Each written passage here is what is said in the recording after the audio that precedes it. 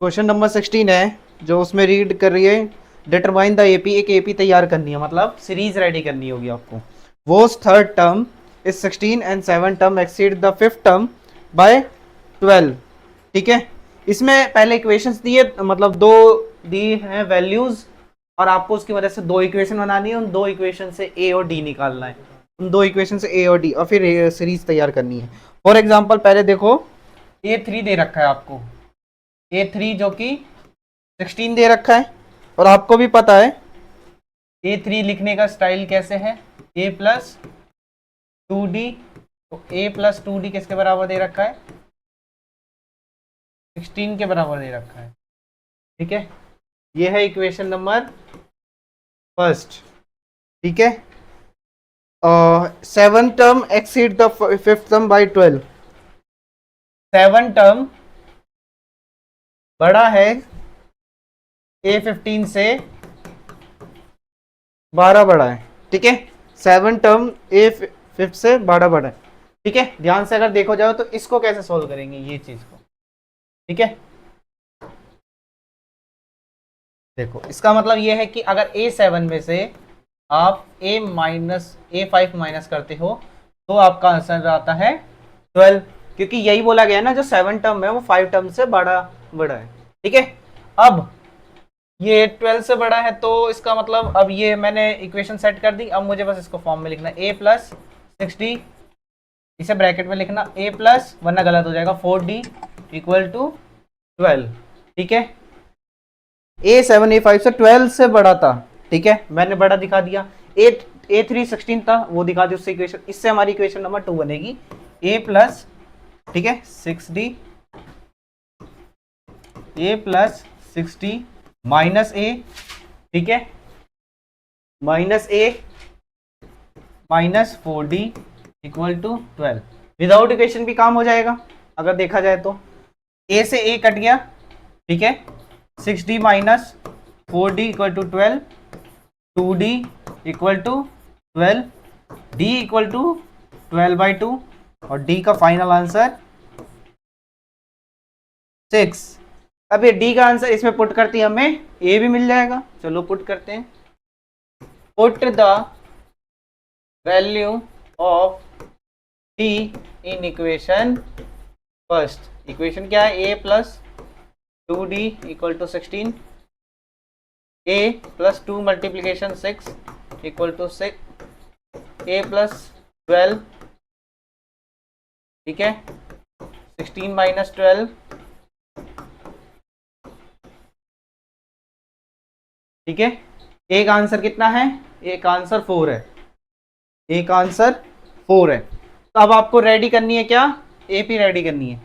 मान लो A4 और D6, इसके हिसाब से एपी रेडी करनी है। कर दे एपी, पहला टर्म 4, बस इसमें प्लस कर दीजिए 10, ठीक है, 16, 22, और फिर डॉट डॉट लगा दीजिए, आपकी एपी बन चुकी है। ठीक है, आपको एक सीरीज तैयार करनी थी इनकी हेल्प से, अब मैंने तैयार कर दी। बोला है 20वां टर्म निकाल के दीजिए, एक सीरीज रेडी करके दे रखी होगी। ठीक है, बट लास्ट से, अब आया है लास्ट से। ठीक है, लास्ट से 3, 8, 13, और लास्ट नंबर है 253। 253 आपको कौन सा टर्म निकाल के देना है, A20 निकाल के देना है। इसको A20 बताना है। आपको भी पता है, पहले A निकालते हैं, फिर D निकालते हैं, फिर AN के फॉर्मूले में रख देते हैं, वैल्यू आ जाएगा। बट इसमें एक कंडीशन डाल दी, लास्ट से निकालना है, तो आपको सीरीज उल्टी सोचनी पड़ेगी। मतलब लास्ट से मतलब ये आपका पहला टर्म क्या हो जाएगा, अगर पीछे से देखें असेंडिंग डिसेंडिंग की तरह, 253। अगला टर्म कोई बता पाएगा क्या होगा, 253, 251 होगा। क्यों होगा, ऐसे ही होगा? नहीं, ये ध्यान से देखो, डी कितने से बढ़ रहा है उतने से घटेगा। 3 और 8 के बीच में कितना गैप है, 8 से में से 3 गया 5, ठीक है, 13 में से 8 गया 5, तो डी कितना है, डी है इसमें 5। लेकिन डी 5 कैसे, अगर ऐसे चलाया जा रहा है असेंडिंग में, तो उधर भी डी 5 ही होगा, बट डी माइनस का 5 होगा। तो 53 में माइनस कर दो 5, तो 53 में अगर माइनस कर दोगे 5 तो 248, ठीक है, 248 में अगर माइनस कर दो 5, 243। तो आपको इससे ज्यादा बता, तो इस क्वेश्चन में आपको इस तरीके से सोचना था कि जो आपकी सीरीज है वो पीछे से चल रही है। आपने सीधे से अभी तक सोचते आ रहे हो, लेकिन पीछे से चल रही है। अगर पीछे से चल रही है, आप बताओ तो अब आपका ए कितना और डी कितना? ठीक है, ए कितना और डी कितना? अगर ए, वैसे ये लास्ट टर्म है, लेकिन ए इस बार 253 है। ठीक है, और डी कितना है? 5 का गैप है ना, बस पीछे से चला दिया, जिसकी वजह से ये कितना हो गया? -5। अगर वो इधर से -5 होता तो लास्ट से प्लस होता, अगर वो इधर से प्लस का है तो लास्ट से माइनस का है। बस इतना याद होगा। कभी भी लास्ट वाला क्वेश्चन आए एग्जाम में तो आपको ये समझना है कि अगर इधर से डी का गैप जो भी चल रहा है उल्टा हो, बस डी की वैल्यू वही रहेगी, बस साइन चेंज हो जाएगा उल्टी तरफ से, है ना, साइन चेंज हो जाएगा। करके देख लेना, वैसे भी 248 - 253 -5 ही आएगा। अब आपको क्या निकालना था? A20 निकाल ले। AN पहले फॉर्मूला लगा लेते हैं। A20 रखना है ना, तो A की जगह पे 253, N की जगह पे 20 - 1 और D की जगह पे -5। 253 19 -5 253। ठीक है, देखो ये तो माइनस का आएगा आंसर। 19 मल्टीप्लिकेशन -5 95। ठीक है, अब देख लेते क्या आएगा। 13 में से 5 गए 8। ठीक है, 14 में से 9 गए 5 और ये 1, 158। A20 की वैल्यू कितनी आई? 158। और यही पूछा गया था कि निकाल के दे दो हमें। ठीक है, तो वो सिंपल क्वेश्चन है कि फोर्थ और एट टर्म का सम 824 है। ठीक है, A4 का और A8 का आंसर 24 है। इसको अगर ढंग से लिखना चाहे तो कैसे लिखेंगे? A plus 3D A plus 7D equal to 24। A क्या हो जाएगा? 2A। 7D और 3D कितना हो जाएगा? 10D equal to 24। ये आपकी पहली इक्वेशन है रेडी। ठीक है, नेक्स्ट पढ़ते हैं। अगर 6 टर्म और 10 टर्म को ऐड करोगे तब आपको 44 मिलेगा। इसका क्या मतलब हुआ कि अगर 6 को अगर 10 को ऐड करोगे तो आपको 44 मिलेगा। अब इसको लिखे एक्सपेंड करके, ये A प्लस 5D है और ये A प्लस 9D है इक्वल टू 44। ये A था ना, ये भी 2A हो गया और 9 + 5 ये 14D हो गया इक्वल टू 44। आपकी दो इक्वेशन रेडी है।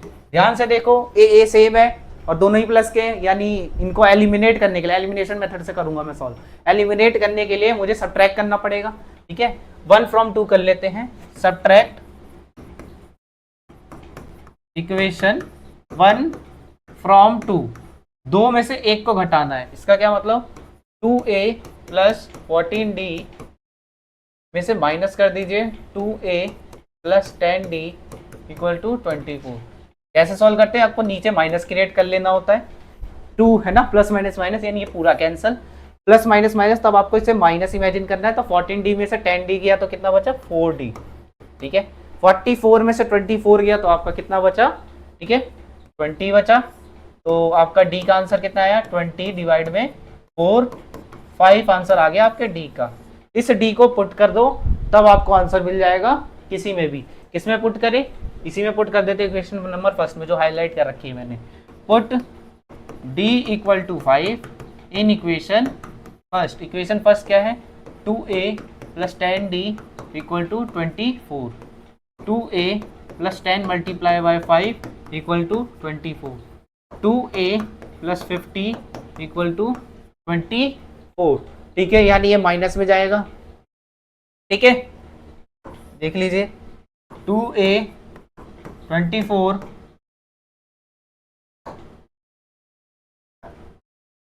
में माइनस ले जाके करना है 50, तो ये आ जाएगा -26 और माइनस का 26 डिवीजन 2, तो आपका ए का आंसर आएगा माइनस का 13।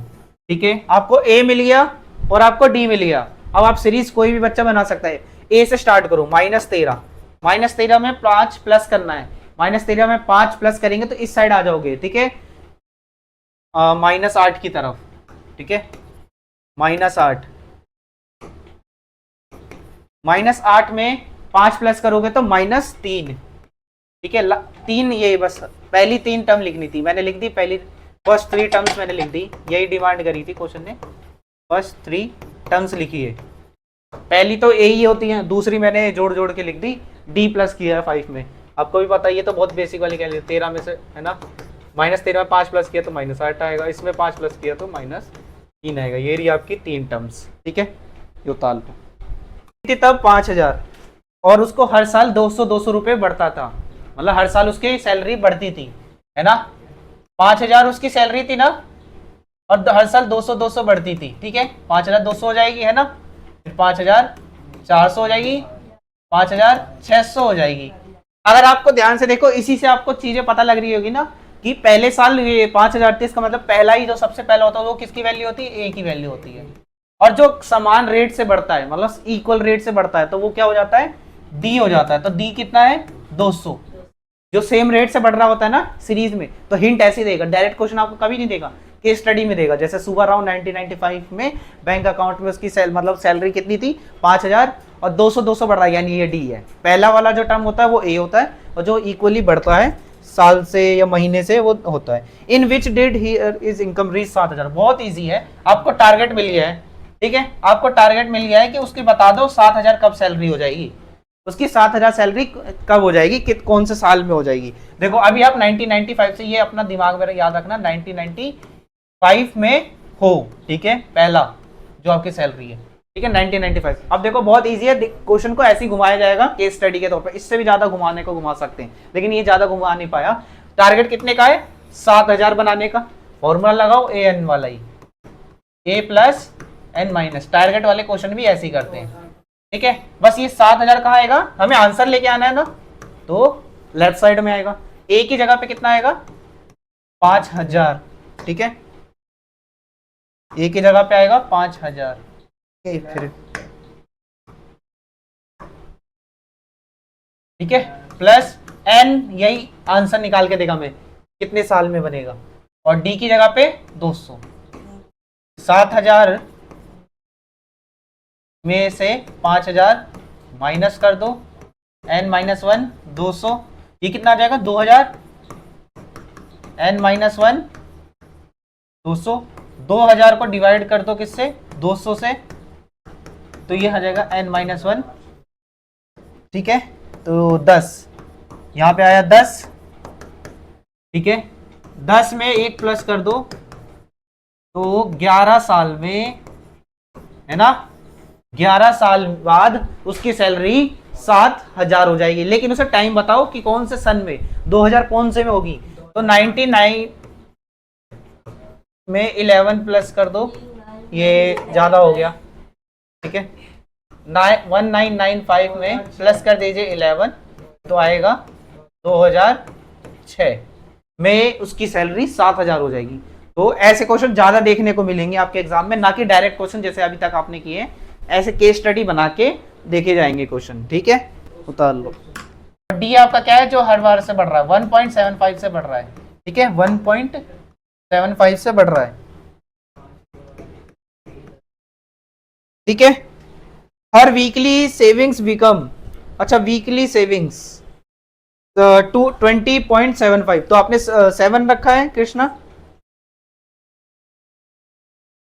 60 डेज रखे हैं क्या, या फिर आपने एन निकाल लिया, एन निकाल ही लिया है वीकली से, अच्छा nth वीक निकालना है, हाँ हाँ यहाँ ले रखा है। आपको बताना है, टारगेट नंबर फिर से मिल गया आपको, तो उसको 20.75 पैसे जमा करने हैं, है ना। तो कितने डेज या वीक्स लगेंगे, nth, if in the nth week में, ठीक है, nth कितने वीक लगेंगे, तो वही आपका एक ही formula, A N plus N minus 1, D A N की जगह 20.75 लिखो, ए की जगह पे इक्वल्स टू का आना चाहिए था, यहाँ पे ए की जगह पे 5 प्लस एन माइनस 1, डी की जगह पे 1.75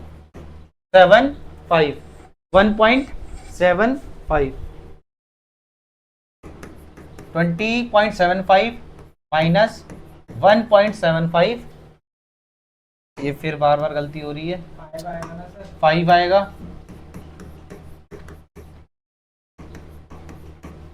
ठीक है, 20.75 ये हो जाएगा 15.75 n माइनस 1 1.75 15.75, ठीक है, 1.75 ये हो जाएगा n माइनस 1, ठीक है। अब इसको करके देख लो कितनी बार में जाएगा ये, ठीक है। 1.75 5 से करना ही पड़ेगा इसको, ठीक है। दो पॉइंट से पॉइंट कैंसिल कर सकते हो, क्यों? क्योंकि 2 डिजिट बाद, और मैं इजी तरीका बता रहा हूं आपको करने का। पॉइंट से पॉइंट कैंसिल किया, आप इसे 25 से ट्राई कीजिए, जल्दी हो जाएगा। 25 से अगर मैं इसको ट्राई करूं तो ये हो जाएगा 6 और 75 होगा 63, ठीक है। 25 से इसको ट्राई करूं 6 पे तो ये होता है 7 पे ये, तो ठीक है, तो आपका आया 63 अपॉन में 7। इस तरीके से आप पेपर में ज़्यादा वो मत सोचिएगा कि कैलकुलेशन हार्ड है, तो छोटा कर लीजिए बस। 9 n minus 1 9 plus 1 9 plus 1 n की वैल्यू 10। बस स्टेटमेंट लास्ट में सबको इसको बुक से ही कॉपी करनी होगी। In the 10th week, in the 10th week हर वीकली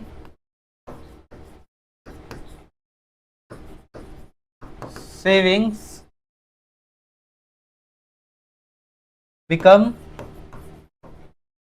rupees 20.75 n,